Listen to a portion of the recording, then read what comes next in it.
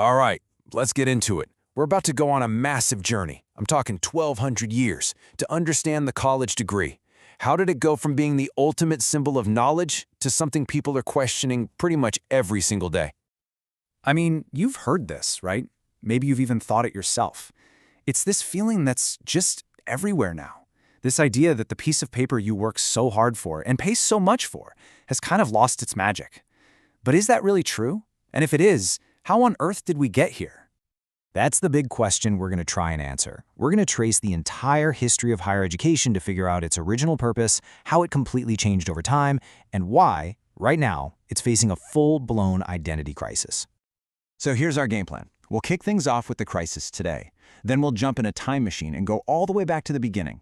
We'll see how college turned into a job requirement, explore why the degree feels so devalued now, and finally, ask, so what's next?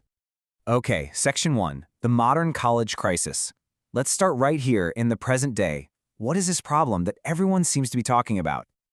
Well, it feels like the purpose of a degree is getting hit from all sides. You've got AI that can do your homework and might just take your job later. You've got these absolutely astronomical tuition costs. And then you have this growing feeling that college is just a four-year party, kind of like a summer camp for young adults. It's forcing everyone to stop and ask, wait a minute, what is this all for? To answer that, we have to go back, and I mean way, way back. We're talking 1,200 years to the actual birth of the university. Just wrap your head around the timeline here. It's incredible. The very first university in Bologna, Italy, was founded in 1088. Oxford showed up just a few years later. To put that in perspective, higher education is older than the Crusades. It's older than the Aztec Empire. This wasn't some new idea. It is an ancient institution. And the original point of it all was simple and totally different from today. You didn't go to university to get an internship or a bigger salary. No way. You went to better yourself. The goal was learning, just for the sake of learning, and it was completely disconnected from what we think of as a career. Just look at what they were studying. Theology and common law were huge. So were things like logic, rhetoric, and math. The whole curriculum was designed to help people understand the divine world and how society worked. But notice what's missing.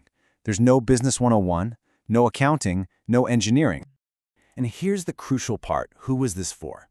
It was an exclusive club, only for the sons of elite families or guys who were going to join the church. For regular people, peasants like you and me, the university gates were slammed shut. It was never meant to help you climb the social ladder. It was designed to keep the social order exactly the way it was. So, how did we get from that exclusive little club to the career-focused system we have today? Well, the answer is in a massive transformation that was just around the corner. The whole shift really happened in three giant waves. First, the Renaissance put a new focus on human things: philosophy, history, arts. Then the Enlightenment came along and pushed for reason, science, and practical, hands-on skills. And finally, the Industrial Revolution created this huge demand for technical experts, engineers and scientists who could literally build the new world. And the contrast between then and now is just stark. The medieval university was all about theology and rhetoric. Today's most popular majors, business, engineering, computer science, even sports management, they're almost all designed to train you for a specific job. The change is absolutely undeniable. This was the big turning point for access. By the 1800s, governments realized that having an educated population was actually good for the economy. Compulsory schooling became the norm, and in the US, you had things like the Morrill Act of 1862, which was specifically designed to open up higher ed to farmers and the working class. The doors were finally starting to creak open. But this newfound access created a paradox, because as more and more people got degrees, the value of each individual degree started to change, and this is where our modern problem really starts to take root. It's really just simple economics. Back when a college degree was rare, it was a powerful signal to employers. But as enrollment numbers just exploded through the 20th century, a bachelor's degree basically became the new high school diploma. It was common, it was expected, and its power to make you stand out really faded. And public skepticism has definitely caught up. This number is pretty staggering. Fewer than half of Americans think college is worth the cost, and that's only if you can somehow avoid going into debt for it. But here's the reality from most students. Once you factor in loans, that confidence just plummets. It drops all the way down to 27%.